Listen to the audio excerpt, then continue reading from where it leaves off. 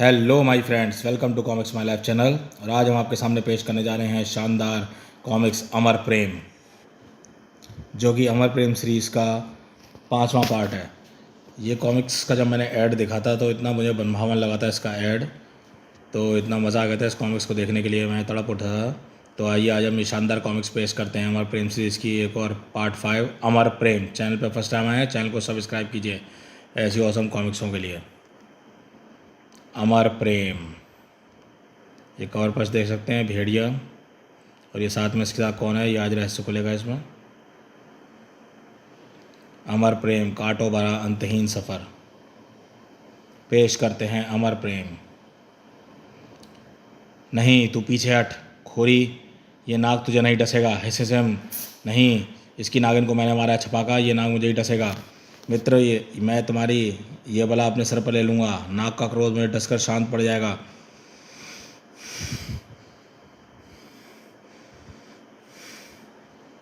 उफ, ये तुमने क्या किया मित्र?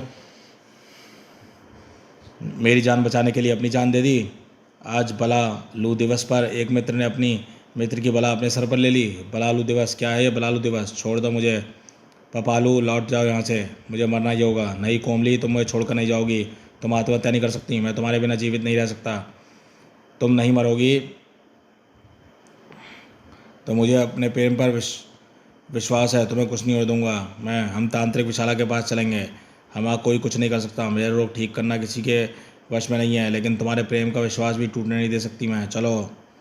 बलालू दिवस, प्रेम और बलिदान का दिवस। तांत्रिक विशाला, मैं इसकी प्रेत बाधा दूर कर सकता हूँ, इसको तो ठीक तो कर दूँ, लेकिन मैं इस शक्तिशाली प्रेत को समाप्त नहीं कर सकता। प्रेत किसी और शरीर पर अपना अधिकार कर लेगा, ऐसा करना बिल्कुल अनुचित होगा।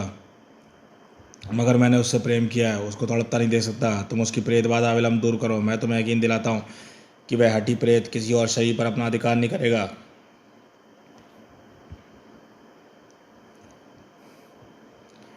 उसकी बला को मैं अपने सर पर लूँगा। हर नहीं, ये तुमने क्या किया पपालू? बलालू दिवस पर वो तुम्हें इससे अच्छा तोहफा नहीं दे सकता था। प्रेम और बलिदान का दिवस है आज। यदि कोई अपने आप से पूछे कि प्रेम क्या है, आप बगल में झांकने लगेंगे या फिर कहेंगे प्रेम महान है या प्रेम का दूसरा नाम पाना है। प्रेम त्याग है, प्रेम एक एहसास है, मगर वास्तव में प्रेम एक तपस्या है, जन्म जन्मांतर की तपस्या। जो ये तपस्या कर सकता है, प्रेम करने का अधिकार केवल उसी को होना चाहिए। परंपरा वही होती हैं, मगर उनके रूप बदले जाते हैं। शहरों में वैलेंटाइन डे की तरह जंगलों में मनाया जाता है बलालू दिवस। अगर आप जंगल में हैं तो आप वैलेंटाइन डे वाले दिन बलालू दिवस मना रहे हैं। एक शेर के हमले में मेरी टांग जाती रही, वह एक दुर्घटना थी, मगर आज बलालू दिवस के शुभ अवसर पर तुमने अपनी एक टांग क्यों बांध ली प्रिय? ताकि अपनी टांग पर एक ऐसी अवस्था देखकर मेरे मन में आपके प्रति सहानुभूति अथवा दया की भावना उत्पन्न हो। मैं नहीं चाहती कि ऐसी कोई भावना हमारे मन को दुर्बल करे। प्रेम में स्वार्थ का त्याग किया जाता है। नहीं, तुम ऐसा नहीं कर सकते। गुनाह मेरे हाथों हुआ है, सजा भी मैं भुगतूंगा। तुम्हारे हाथों एक कत्ल का शिकार करते वक्त हुआ, यह कत्ल शिकार करते वक्त हुआ है मेरे भाई।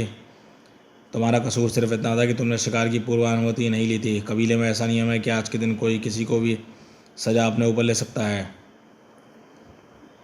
मुझे भाई होने का कर्तव्य पूरा करना है। मैंने तुम्हारी मृत्यु की सज़ा को अपने सर ले लिया है और मेरा निर्णय अटल है। नहीं, ऐसा मत करना। उस पर मौत सभी की छाती फट गई। खटाक, पिंजरे में लगी लोहे की कील मुजरिम की गर्दन में सुराख करने को तैयार थी। आज हर जंगल में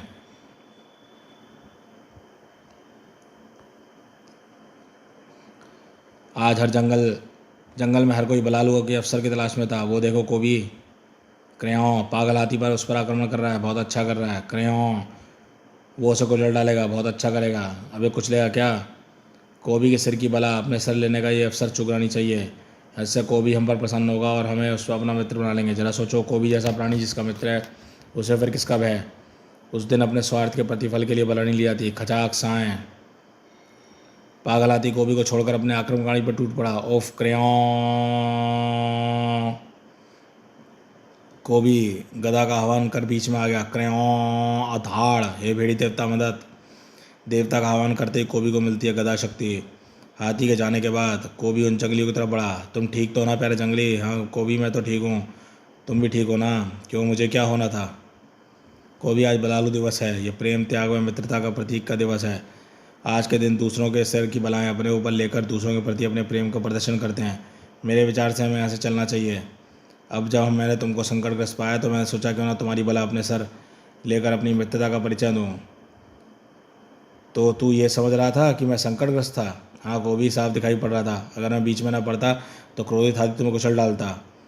वो अदना सा हाथी मुझे कुचल डालता।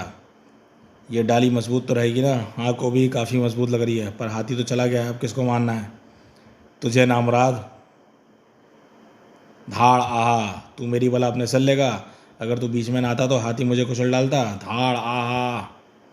अबे मच्छर, तू मेरी मदद करेगा तो कोबी की मदद करेगा तू? अबे कोबी तो खुद बला का दूसरा नाम है। अब बता, तेरी बला कौन लेगा अपने सर? आहा। अरे ये उड़कर हमसे पहले यहाँ पहुँच गया। देखा, कोबी से मित्रता का परिणाम। कुछ लोगों की ना मित्रता अच्छी ना शत्रुता। धम। मगर कुछ लोग हमेशा मित्रता चाहते हैं। ओहो, भेड़िया नन्हे शावक को वो लक्कड़ बग्गे घेर रहे हैं। शायद वो अपने भाई बहनों से अलग होकर इधर आ निकला है। मैं पत्थर फेंक कर यहाँ से भगाता हूँ। ये दुष्ट हटो यहाँ से।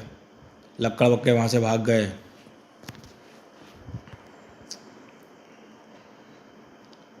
लक्कड़ बग्गों ने शावक को मारकर घायल कर दिया है। उसे सावधानी से सुना, शावक तुम्हें काट या पंजा मार सकता है।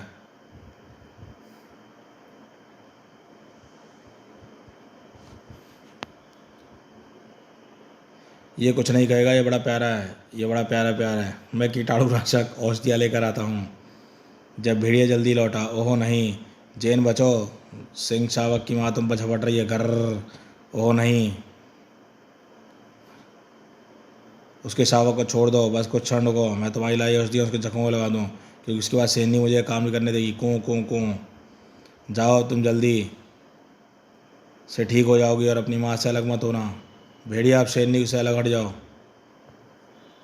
भेड़िया ने अपनी शक्तिशाली पकड़ से शेरनी को स्वतंत्र कर दिया। स्वतंत्र तो शेरनी अपने शावक की ओर दौड़ पड़ी। कर। यदि शावक का मामला ना होता तो मुझे उसे भारी द्वंद्व करना पड़ता। हम्फ। भेड़िया, तुम्हारी कलाई से शेरनी के पंजे घायल हो गई है। दो प्यार करने वाले जिस्मों पर यदि आज के दिन एक दूसरे के लिए घाव लगता है तो वह शुभ माना जाता है। मैं तुम्हारे लिए और वही औषधि लाती हूँ जो मैंने शावक के घाव पर लगाई थी। भेड़िया, कर। वो शेरनी अभी नहीं गई। उफ। उसकी यही बात उसको और ज़्यादा खतरनाक बनाती है। कटाक चटाक, मगर उसको जैन के लिए खतरा नहीं बनने दूंगा। ओ भेड़िया, गर्र। भेड़िया ने शेरनी को उछाल फेंका। उम्मीद है अभी नहीं लौटेगी। जैन, तुम ठीक तो हो ना? तुम्हारा कंधा घायल हो गया ना? दो प्यार करने वालों के जिस्म यदि आज के दिन एक दूसरे को घाव लगाते हैं तो शुभ माना जाता है। तुम नहीं ऐसा कहा था? हाँ, पर इसमें तुम्हारी जान जा सकती थी, अन्यथा तुम्हारी जा सकती थी। या ये एक दूसरे के बिना हम शवों के समान हैं। जैन लड़खाकर गिरने हुई तो भेड़िया ने थाम लिया। मैंने सिर्फ तुम्हारा अपनी प्राथमिक उपचार किया है। शेरनी के पंजे का विष फैल सकता है। तुम्हें तुरंत फूजो बाबा के पास जाना होगा। भेड़िया ने जैन को थाम रखा था। उधर किसी और ने थाम रखा था, किसी और को। तुम्हें थाम कर ऐसा प्रतीत होता है तिनकी, जैसे मेरी धड़कनें थम गई हों, जैसे मेरे जीवन में पतझड़ की बाहर आ गई हो। आप जैसा बलिष्ठ युवक पाकर मैं धन्य हो गई। उन दोनों की प्रेम की परीक्षा थी। गड़ड़ दगड़ दगड़ दगड़। उफ, इसके दौड़ने से जमीन हिल रही है। सामान्य नहीं है, विक्षिप्त है। ये हमारी ओर आ रहा है, हमारे बिल्कुल पास आ रहा है। ये बला का रूप धरकर आ रहा है। आज बलालू दिवस, ये हम दोनों के लिए बला है, लेकिन इसे मैं अपने सर लूँगी। मैं तुम्हारे पीछे कस के पकड़ लेता हूँ ताकि मौत का भय तुम्हारे इरादे से पीछे हटने से कोई विचलित ना कर दे। हाँ हाँ। नहीं, ये क्या कर रहे हो? छोड़ दो मुझे। ब्रॉक। मुकर गई।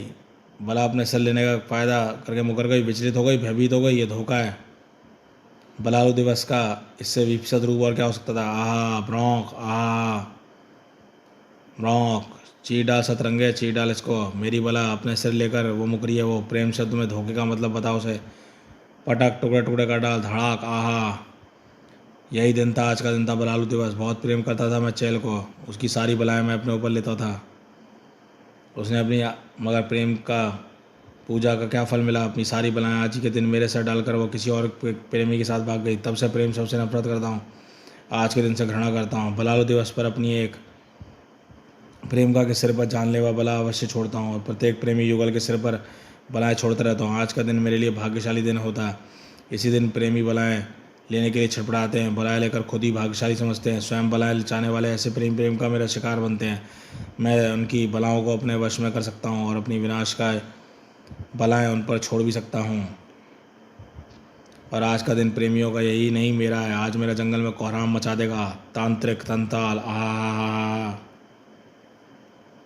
फूजो ने जैन को भेड़िया के विषनाशक दवा लगाई थी। इसकी मूर्छा कब टूटेगी? शेरनी के पंजों के विष व खून अधिक निकल जाने के कारण इस पर मूर्छा हावी हो गई है। मगर घबराने की कोई बात नहीं है, ये बस होश में आ जाएगी। होश में आने लगी है भेड़िया। हाँ, आंखें खोलो जैन, मैं ही हूँ।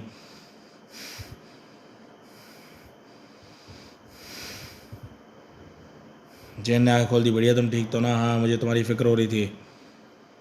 तुम्हारे रहते भला मुझे क्या हो सकता है? तुम्हारा प्रेमी मेरी ताकत है भेड़िया। आज के दिन भला लेना शुभ होता है, फिर मैं तुम्हारे लिए जान भी दूँ। फिर भी मेरी भला तुम्हें अपने सर लेने की जरूरत थी। मैं अपनी भला खुद से खुश नहीं पड़ सकता था। जैन के कहे शब्द भेड़िया के मस्तिष्क को झंझोड़ रहे थे। उफ जैन, ये तुमने क्या कह दिया? तुम्हें क्या हुआ? ऐसा क्या कह दिया मैंने? सुकन्या ने ऐसा ही कहा था। उसने भी ऐसा ही कहा था जैन। सुकन्या का जिक्र हुआ था कोबी प्रेम कॉमिक्स में। नहीं पढ़ी है तो वहाँ कॉमिक्स पढ़ सकते हैं कोबी भेड़िया की प्लेलिस्ट में आगे। राज यहाँ खुलेगा। सुकन्या, भेड़िया सुनो तो। रुको, अतीत के जख्मों की परतें उधेड़ दी तुमने जैन। अचानक पूरा शरीर पके फोड़ों की तरह दुखने लगा है। शायद तुम्हारे अतीत की किताब का कोई पन्ना मुझसे पढ़ने छूट गया है। हाँ, इस पन्ने को मैं बंद ही रहने दे सकता था, मगर तुमने विवश कर दिया खोलने पर। जैन उस पन्ने को पढ़ने के लिए गजब उठी थी। भेड़िया ने बताना शुरू किया। यह तो तुम जानती हो कि मैं उल्फानों के राजा व कोंकणी के मानव राजकुमारी सुरव्या का पुत्र कोबी हूँ।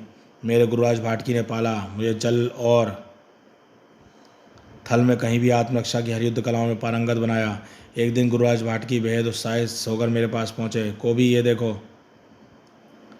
अब तुम्हारी योग्यता व श्रेष्ठता सिद्ध करने का समय आ गया है। बड़ेसपुर में शक्ति परीक्षण होने जा रहा है। दूर दराज व निकटवर्ती राज्यों के सैकड़ों एक से बढ़कर एक योद्धा इस शक्ति परीक्षण में हिस्सा लेंगे। क्षमा करें गुरुराज भाटकी, मैं शक्ति परीक्षण में हिस्सा लेकर आपकी योग्यता और श्रेष्ठता को झुठला नहीं सकता। मैं तुम्हारी बात का अर्थ नहीं समझा।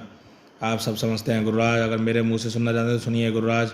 मैं आज जो कुछ भी हूँ आपके परिश्रम का परिणाम है। और दरिया कुदरत ने मुझे सूझे सूरत कोबी की दी है, शरीर कोबी का दिया है, दिल कोबी का दिया है, दिमाग कोबी का दिया है, मगर मेरी रगों के रक्त में अलावा मेरी गुरुराज भाटकी के बुद्धि, कौशल, चातुर्य, राजनीति, द्वंद्व, बाहुबल, श्रेष्ठताओं का दरिया बहता है।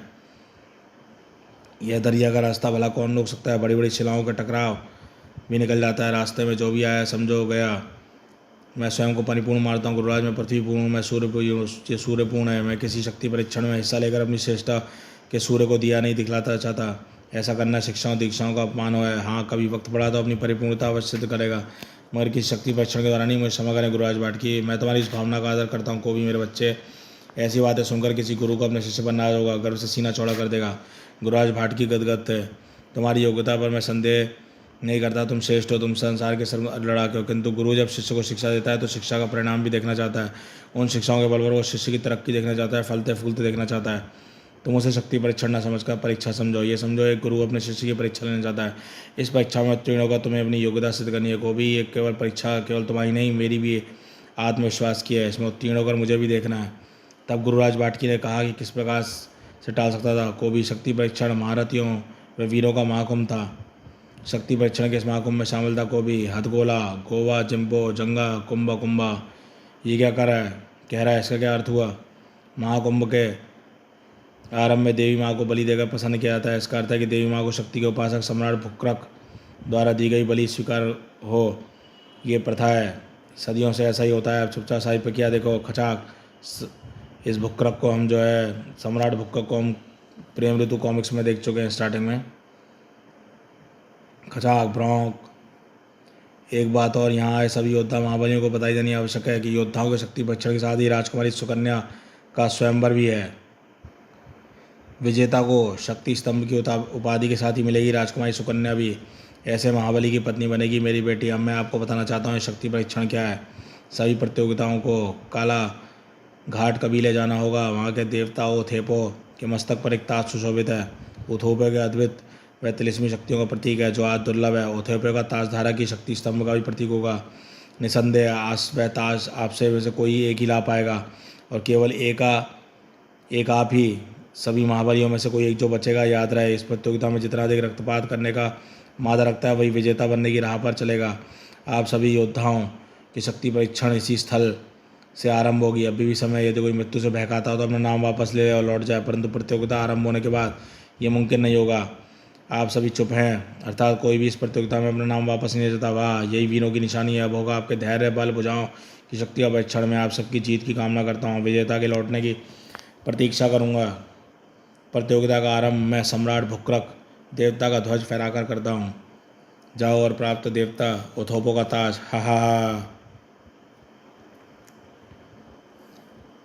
प्रहार करने के लिए अपने शस्त्र उठा लो। शक्ति स्तंभ के लिए तुम्हारी जंग आरंभ हो गई है। जुम्बशिला कुंभो कुंभो। ये जंग सिर्फ एक हाव की जीतेगा। थड़ा। एक आंख मिली है, इसे भी फोड़वाना चाहता है तो आ, तेरी आंख को फोड़ देता है नश्तर। तुम सब क्यों आ गए यहाँ मरने? मुझे देखकर नहीं समझे? मृत्युम के रहते भला कौन ले सकता है ओथेपा के ताज तक? खूनी जंग थी, भयानक मारकाट आरंभ हो चुकी थी, क्योंकि ये तो तय था कि बचेगा सिर्फ एक। ओथेपा के ताज के लिए मारामारी मचने वाली थी। ओथेपा ओथेपा ताज ताज। को भी स्तब्ध खड़ा था, भयानक रक्तपात की कल्पना से रोमांचित हो उठा। ये तो खूनी जंग है, यहाँ हर पल एक खूनी लड़ाई है। सभी एक दूसरे के रक्त के प्यासे हैं। शस्त्रास्त्रों से स्वर्ग गुजरे, अच्छी को पुकार मची है। तय है कि विजेता केवल बनेगा एक, जबकि जंग में शामिल हैं सैकड़ों। आहा, कितने कत्ल होंगे, कितना खून बहेगा, और ये सैकड़ों मारे जाएंगे, ना गंभीर रूप से घायल हो जाएंगे, अपंग हो जाएंगे। उफ, ये कैसा शक्ति परीक्षण है!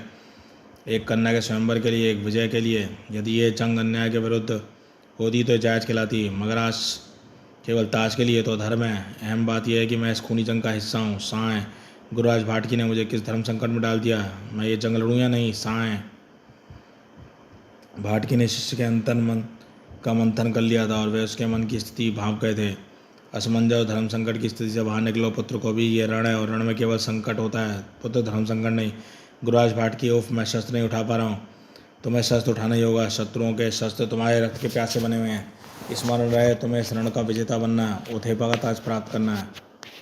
रक्तपात की चिंता व्यर्थ है, ये चिंता तुम्हारी शत्रु है। सर्वप्रथम इसी का अंत करो और कूद पड़ो इस रण में। ये तुम्हारी परीक्षा है पुत्र, क्योंकि आज तुम इस रक्तपात से भयभीत हो तो फिर उम्मीद तुम्हें तोड़ देगी। न्याय, इससे भी बड़ी जंग लड़नी है तुम्हें।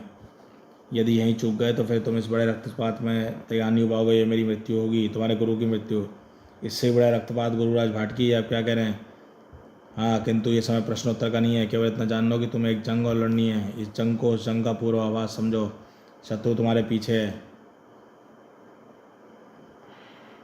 मैं समझ गया गुरुराज भाटकी, जिसे मैं निरर्थक समझ रहा हूँ, उसके लिए कोई उद्देश्य है। अंधेरे ऊँट में कोबी इस जंग को जीतेगा। गुरुराज भाटकी, खचाक। आहा, कोबी की तलवार गूंज उठी। गुरुराज भाटकी की सिखाई युद्ध कलाओं के बड़े बड़े योद्धाओं के छक्के छुड़ाने के लिए काफ़ी थी, मगर हर कोई जीतना चाहता था। जीतने का जुनून कत्लेआम मच रहा था। सबकी मंजिल एक थी, कालाघाट। ओथेपा का ताज। यहाँ तक पहुँचने की सिर्फ एक ही शर्त थी, बेरहम हत्यारा योद्धाओं की भीड़ में उनके आक्रमणों और भयंकर शस्त्रों से बचाते खुद को जीवित रख पाना। लाशों के ढेर लगाते हुए भागते, कोई दया की भावना नहीं, केवल खून खराबा। हा हा। चप्पे चप्पे पर मौत न संस्था हावी हो रही थी, खचाक। और जो ताकतवर था वह भी जीवित था, ठास्क लगा रहा था। उसकी लक्ष्य बनी हुई जीत उसका लक्ष्य बनी हुई थी। हा हा। और कोई था जो इस सब गतिविधियों पर नज़र रखे था, रक्तपात से तनी व्यतीत नहीं कर रहा था। और कोई था जिस पर जुनून सवार था, वह खूंखार योद्धाओं को आगे बढ़ती भीड़ को कई गुना तीव्रता से कम कर रहा था। उसकी तलवार विद्युत की गति से चल रही थी। शस्त्रों के अंग भंग हो रहे थे। साएँ। रण में एक योद्धा को जैसे आचरण करना चाहिए वैसा ही कर रहा था। नरसंहार की अब उसे परवाह नहीं थी, केवल लक्ष्य की परवाह थी। गुरु को दिए वचन की लार रखनी थी, उसे रोक पाना कठिन लग रहा था। आहा, खचाक।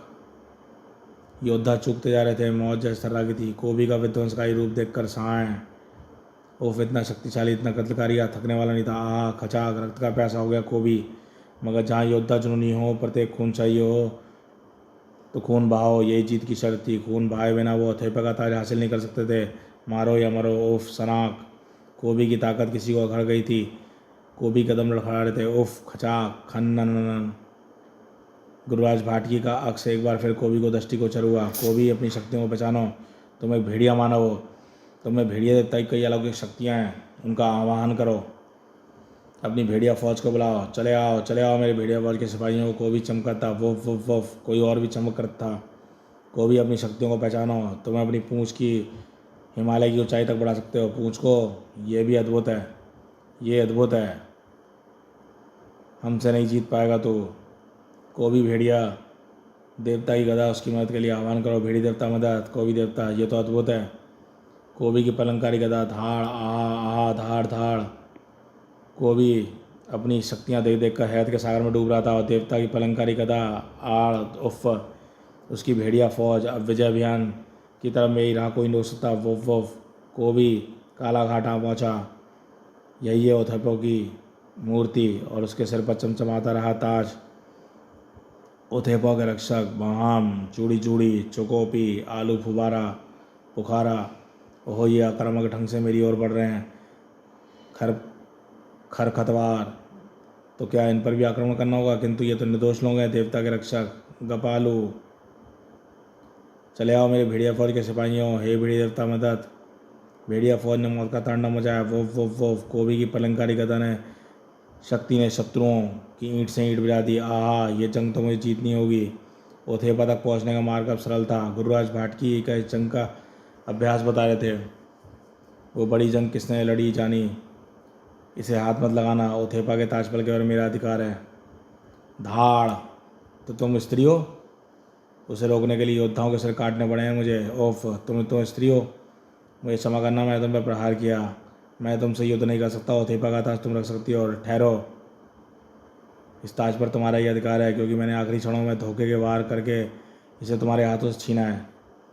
वास्तव में तुम्हारे इसी पक्ष को परखना चाहती थी कि तुम ओथेपा के ताज को एक स्त्री की हिंसा कर सकते हो या नहीं। यही तो मेरी परीक्षा में उत्तीर्ण हो गए। अब यदि तुम इस ताज को नहीं लोगे तो मुझे दुख होगा, और यह दुख भी हिंसा का ही रूप है। कौन हो तुम? शीघ्र ही पता लग जाएगा।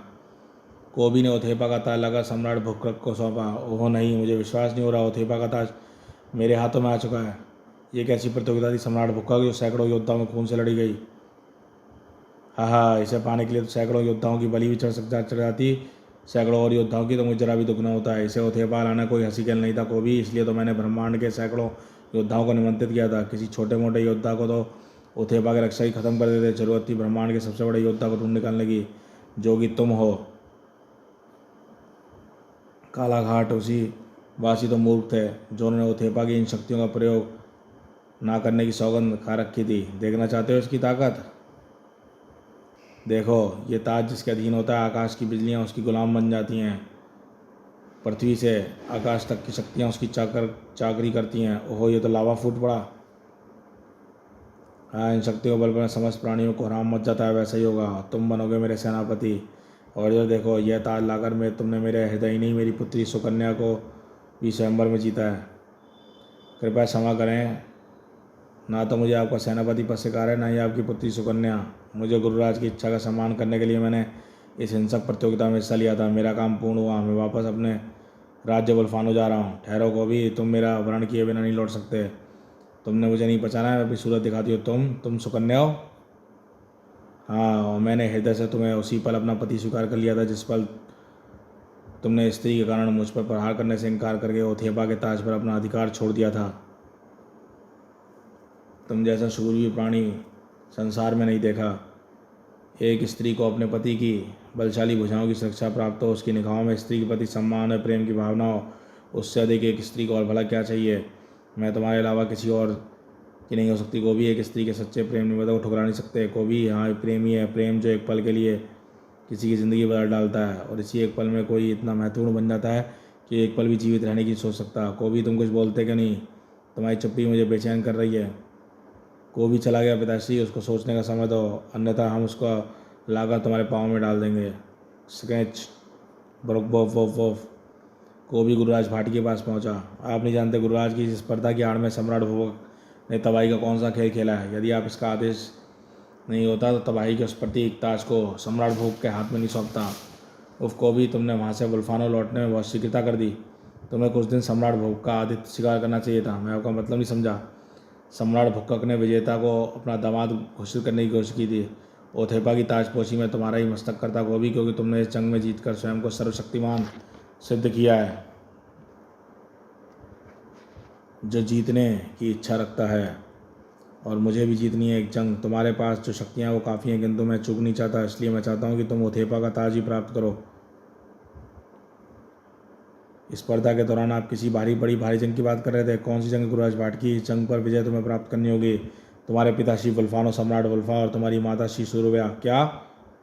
गुरुराज भाटकी ने जो रहस्योद्घाटन किया, कोबी के मन मस्तिष्क तूफान खड़ा हुआ। उसी दिन की उम्मीद से मैंने तुम्हारे शरीर को फौलाद जैसी मजबूती और तेजी दी थी।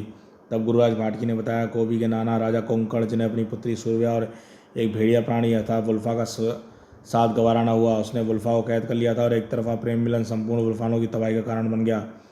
कोबी भड़क उठा था, मैं अपने ताज तक ये बात और आपने आज तक ये बात मुझसे छुपाई। मैं एक क्षण भी नहीं रुक सकता, अपने पिता को स्वतंत्र कराऊंगा। मैं भी यही चाहता हूँ, किंतु पहले तुम्हें उथेपा का ताज प्राप्त करना होगा। उथेपा का ताज प्राप्त करने के लिए तुम्हें कहीं जाने की जरूरत नहीं है। कोबी, सुकन्या, तुमने अपने पिताश्री से इसे कैसे प्राप्त किया? ये ताज यदि पिताश्री के पास रहता तो हजारों निर्दोष प्राणियों की तबाही का कारण बनता। मैं इसे चुरा कर लाई हूँ। अभी ये केवल तुम्हारे हाथों में सुरक्षित रहेगा कोबी, और मैं जानती हूँ कि तुम इसका अनुचित प्रयोग भी नहीं करोगे। किंतु मैं इसे तुम्हारे हाथों से नहीं दे सकता। मगर क्यों? क्योंकि इसके बदले में वो नहीं दे सकता जो तुम्हें मुझसे चाहिए। प्रेम कोई वस्तु नहीं है कोबी, जिसे निर्धारित किया है। प्रेम उस बीज के समान होता है जो मिट्टी में जाते वक्त स्वतः ही अंकुरित होता है। कोबी, अब भले ही मैं जीवित ना रहूं, किंतु मेरे हृदय में तुम्हारे प्रति अंकुरित हुआ प्रेम हमेशा जीवित रहेगा। हाँ, किंतु मेरे हृदय में तुम्हारे प्रति प्रेम का अंकुरण तो दूर बीज तक नहीं पड़ेगा। तुम्हें इस लड़की सुकन्या के प्रति प्रेम का धर्मा पकड़ करना चाहिए कोबी। ऐसा आप कह रहे हैं गुरुराज भाटकी? हाँ, मैं कह रहा हूँ, क्योंकि ऐसा ही प्रेम भाव सूर्या ने तुम्हारे पिताश्री के प्रति दिखाया होता तो आज वुल्फानो तबाह न होता। मेरी माताश्री एक मानव कन्या थी और पिताश्री एक भेड़िया प्राणी। ठीक वही स्थिति हमारी भी है। मैं एक भेड़िया प्राणी हूँ, सुकन्या एक मानव कन्या। मैं नहीं चाहता कि जीवन के किसी मोड़ पर इतिहास एक बार फिर स्वयं को दोहराए। पिताश्री, माताश्री, अब जानने के पश्चात तो मेरा प्रेम शब्द से अब विश्वास उठ चुका है। यदि प्रेम में इतनी शक्ति होती, पिताश्री माताश्री अवश्य द्रवित कर बैठते थे। उनके प्रेम का हर्ष दिन का यातना बनता। प्रेम त्याग का दूसरा रूप है गुरुराज, इसलिए अपना सर्वस्व कुर्बान किया जाता है। क्योंकि नहीं, माताश्री ने पिताश्री के प्रेम पर सर्वस्व न्यौछावर किया। अगर उन्होंने ऐसा किया होता, आज मैं सुकन्या के प्रेम का आदर करता, उसके लिए अपने प्राण भी देता, क्योंकि तब मैं प्रेम की अहमियत को समझता। मुझे किसी और का तो पता नहीं कोबी, लेकिन इस वक्त मैं तुम्हारे बिना अपनी जान भी दे दूंगी। फिर भी यदि तुम मुझे अपने साथ यदि तुम जाना चाहते हो जाओ कोबी, किंतु मेरी एक इच्छा पूर्ण कर दो। मुझे अपना आलिंगन करने दो। केवल इस शहर में पूरा जीवन गुजार दूंगी। यह असंभव है। वो चला गया सुकन्या, किंतु तुम्हें निराश होने की आवश्यकता नहीं है। वो लौट कर आएगा। तुम्हारा प्रेम यदि सच्चा है तो वो उसके प्रेम पर हृदय पर प्रेम राज करेगा। प्रेम प्रतीक्षा का भी दूसरा नाम है।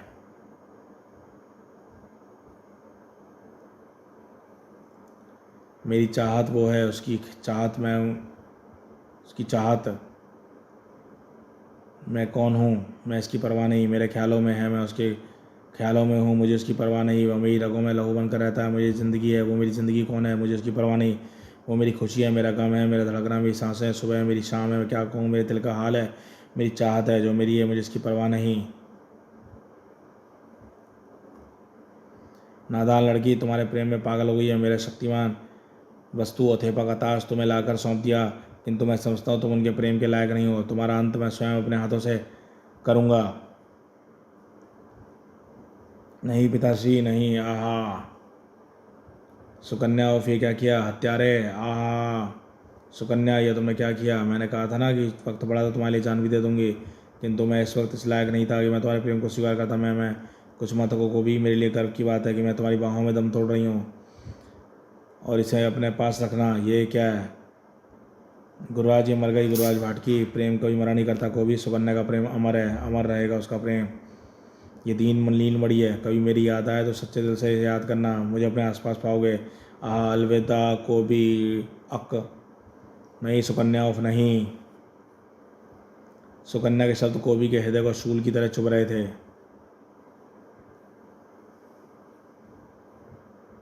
मुझे अपना आलिंगन करने दो। केवल इस एहसास के सहारे में पूरे सारा जीवन गुजार दूंगी।